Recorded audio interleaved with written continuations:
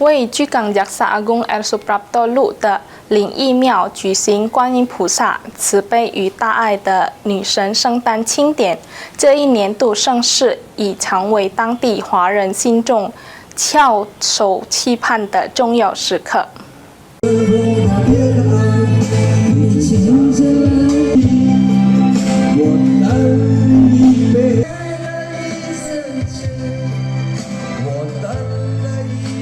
观音菩萨诞辰这一年度盛典，作为慈悲与大爱的象征，一直是华人信众最为期待的节日之一。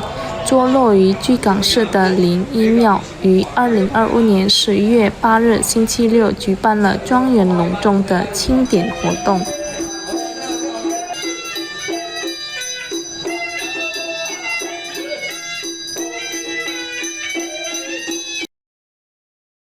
灵义庙主席金修表示，观音诞的系列祭典从2025年11月7日于8日下午5点举行的谢神仪式开始，随后依序进行祝寿、祭宾，并在最后以联谊聚餐作为圆满结束。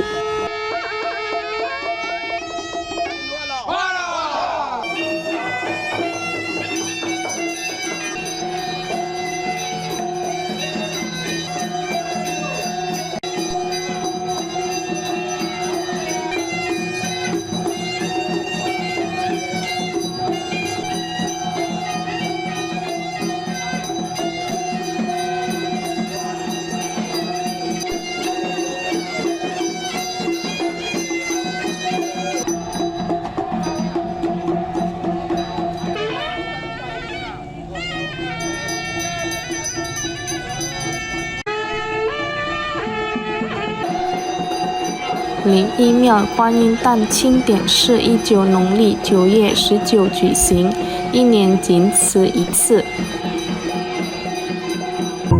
Pagi ini jam 9 Coksiu kita. Masalah Coksiu dilanjutkan dengan Koko dan masyarakat Kota Palembang semua mendapatkan berkah yang baik, ya, sehat walafiat untuk umat-umatnya, supaya negara kita ini aman dan lancar.